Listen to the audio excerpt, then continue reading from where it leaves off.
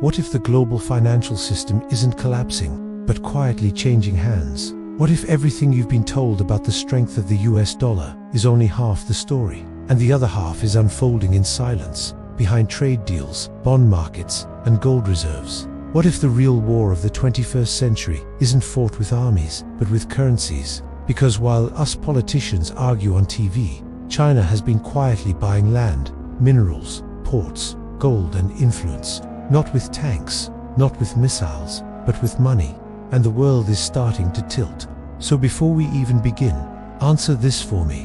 Where are you watching from? Drop your location in the comments, because depending on where you live, what you're about to hear will hit very differently. And if you want the kind of breakdown corporate media will never show you, hit subscribe, because today, we're re-exposing the real trap, the dollar trap, and how the United States may be losing power one quiet transaction at a time. For decades, the US dollar has been the center of the global financial system, the world's reserve currency, the benchmark, the safe haven, the symbol of power. But every empire in history believed its currency was untouchable, until one day, it wasn't. Sound familiar? Let's start the story in 1944. The world is exhausted after World War II. Economies are ruined. Currencies are unstable.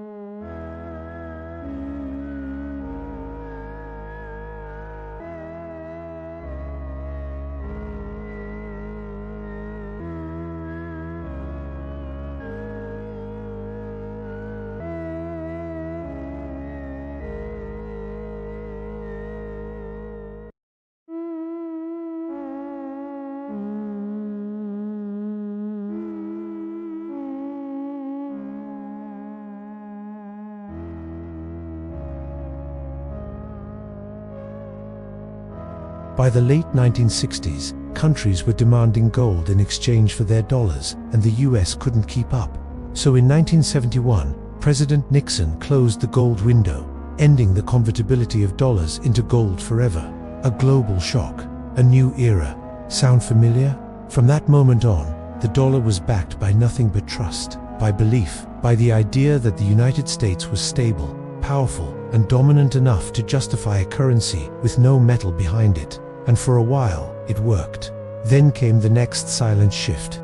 In the late 1990s and early 2000s, China emerged as the world's most ambitious manufacturer. Hundreds of millions of workers, explosive growth, and a currency, the renminbi, deliberately kept cheap to dominate exports.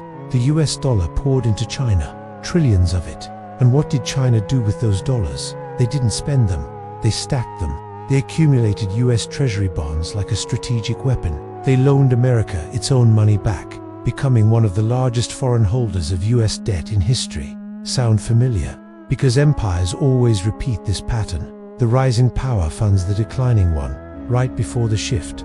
But here's where the story takes its modern twist. China realized something that Washington didn't. The dollar-based global system had vulnerabilities, and instead of waiting for the US to implode, Beijing began building an escape route, a system where China could trade, grow, and expand without needing the US dollar at all. The Belt and Road Initiative, massive gold purchases, currency swap agreements with over 40 central banks, silent accumulation of rare earth minerals, strategic investments in Africa, Latin America, Southeast Asia, land in America itself. But the biggest move, the one that triggered the silent financial war, was China's realization that the US dollar wasn't just a currency, it was a weapon. Every sanction, every financial freeze, every blocked transaction, every seized bank account, all enforced through the dollar system. To China, this wasn't just a threat, it was a countdown clock.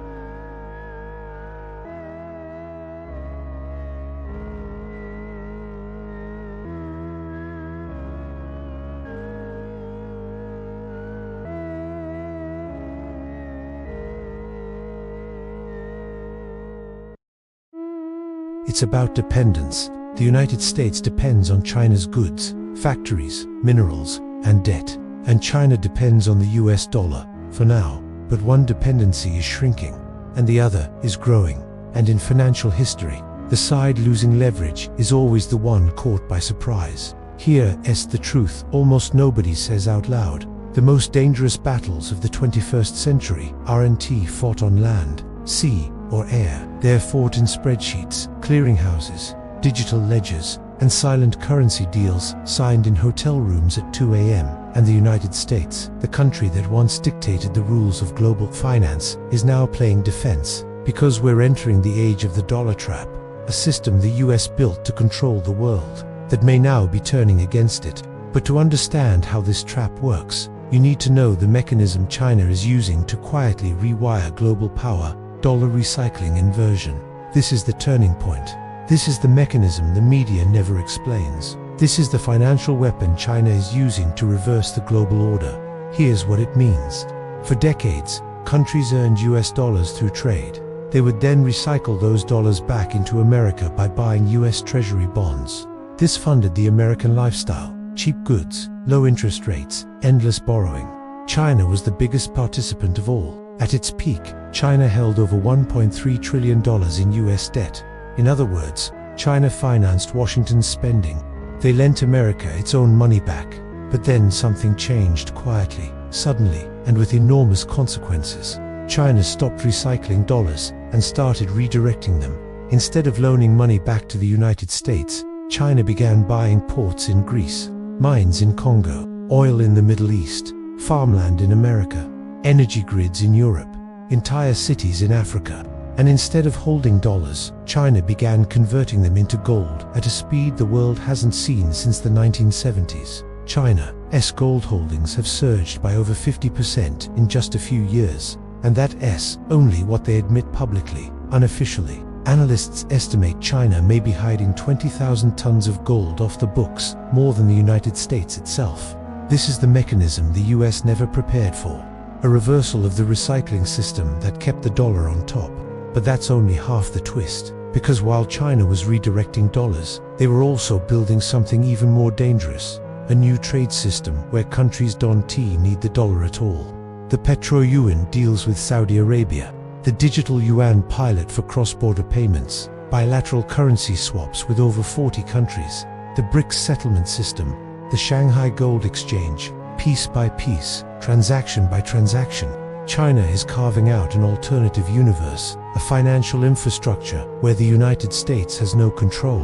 And all of this leads to today's moment, the part of the story where things get uncomfortable for Washington. Because now the United States needs China more than China needs the United States. US manufacturing, dependent on Chinese supply chains. US tech, dependent on Chinese rare earth minerals. US consumers, dependent on Chinese imports. US debt markets, once supported by China, now slowly abandoned.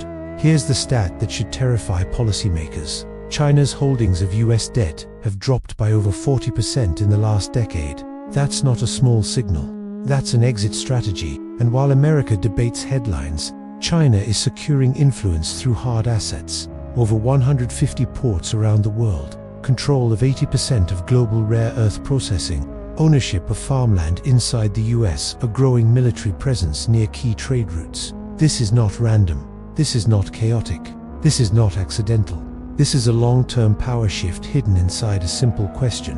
What happens when the world doesn't need dollars anymore? If you think the answer is obvious, it's not, because the United States has one final advantage, and this is where the twist deepens. Every major global trade, oil, shipping, insurance, commodities, still flows through US-controlled financial plumbing, SWIFT, chips, Fedwire, US banks. But China knows this, and they're building duplicates. They're not trying to replace the dollar overnight. They're retrying to build enough alternative channels so the world can slowly detach without causing a shock. This is how financial wars are fought, quietly, patiently, relentlessly. And then comes the cliffhanger, the part where history repeats itself. Every empire that drowned in debt tried the same escape. Financial engineering. The Romans diluted their silver coins. The Spanish flooded the world with New World gold. The British inflated their way through 2 world wars. The United States printed over $8 trillion in 3 years. And here's the irony. The more the US prints, the more China buys, not the dollars, but the assets those dollars use to back: gold, land, minerals, infrastructure, influence. China is not betting on America's fall. They're preparing for the moment the world realizes the dollar is living on borrowed time. And the most shocking part, the blueprint for this transition exists. And the name behind it, you won't believe. The name behind the dollar trap wasn't Chinese. It wasn't American. It wasn't even a politician. It was an economist, a man whose ideas now define the most dangerous financial transition of the modern age. Robert Triefen, a Belgian economist who warned the United States in 1960 that every global empire built on a reserve currency eventually collapses under the weight of its own success. His warning became known as the Triefen dilemma, and its logic is devastating. For a country to run the world's reserve currency, it must print more money than it can ever support. But the moment the world no longer needs that money, the empire collapses under the very debt it created. And that is the silent equation behind the US-China struggle today. Because America followed the Triefen formula perfectly. It printed, it borrowed, it consumed, it outsourced, it expanded. And China learned the formula even faster. They took the dollars America printed, sold America the goods America no longer produced, then used those same dollars to buy the world America used to control: infrastructure in Africa, energy routes in the Middle East, minerals in Latin America, strategic farmland inside the United States itself. This is the uncomfortable truth. China isn't stealing American power. America is funding China's rise. But now comes the most dangerous stage, the point where the global system begins to reset, slowly at first, and then all at once. You're about to see the mechanics almost nobody explains, because the competition between the US dollar and the Chinese yuan isn't really about currencies at all. It's about settlement systems, the pipelines through which money flows. Right now, the US controls the main pipelines: SWIFT for messaging, CHIPS for clearing, the Federal Reserve for dollar liquidity, US banks for correspondent relationships. These systems allow the United States to monitor, influence, and if necessary, punish foreign governments financially. It's soft power wrapped in hard infrastructure. But China has been building alternatives piece by piece. CIPS, their answer to SWIFT; digital yuan, their answer to rapid settlement; bilateral swaps, their answer to dollar dependence; BRICS, pay, their answer to multilateral clearing. Individually, these tools look weak. Together, they form the skeleton of a parallel world. And here's the twist that keeps Western analysts awake at night. China doesn't need the yuan to replace the dollar. They just need enough countries to stop using the dollar at the margins. Because global systems don't collapse when the majority leaves. They collapse when a small minority creates a viable alternative. That's the inflection point we're entering now. Look at the signs. Saudi Arabia has publicly signaled interest in non-dollar oil pricing, something unthinkable 15 years ago. Russia and China now settle over 80% of their trade in local currencies. Brazil and China have launched their own bilateral settlement channel. Africa's largest economies are testing non-dollar settlements with China. BRICS nations openly talk about launching a shared settlement unit, a kind of supercurrency used only for trade. And while America debates headlines, China keeps acquiring hard assets at a pace that feels almost predatory. They control 70 to 80% of global rare earth processing. They own key ports that handle over 10% of global shipping capacity. Their Belt and Road loans exceed $1 trillion, binding countries into long-term economic dependency. Their gold imports hit record highs, nearly 2,100 tons in a single year. This is the real story. China is building a world where power comes not from printing money, but from controlling the things money is supposed to buy: minerals, energy, food, logistics, land, supply chains. The United States still dominates finance, yes, but China now dominates reality. And here's the part almost nobody wants to admit. Every empire in history believed its currency was untouchable, right up until the moment it wasn't. The Romans debased the denarius, the Spanish overprinted silver, the British inflated after 2 world wars. America has expanded its money supply by 500% in just 15 years. Empires don't fall because enemies invade. They fall because confidence evaporates, and the cracks are already showing. Foreign demand for US treasuries has stagnated. America's national debt just crossed $34 trillion. Deficit spending has hit $2 trillion per year. The US now pays over $1 trillion annually in interest alone, more than its military budget. This is the soft default stage, where the currency weakens slowly, gradually, invisibly. But China isn't waiting for the dollar to collapse. They're preparing for the aftermath. Because if the United States loses financial dominance, China doesn't just rise, it becomes the gravitational center of global trade. Imagine a world where oil is priced in a BRICS unit. Ports from Africa to Europe use Chinese banking rails. Minerals critical to tech companies require Chinese approval. Digital payments run through Beijing's infrastructure. Countries hold gold instead of US bonds. And supply chains bend, not toward New York, but toward Shanghai. This isn't science fiction. This is the trajectory, and we're already on it.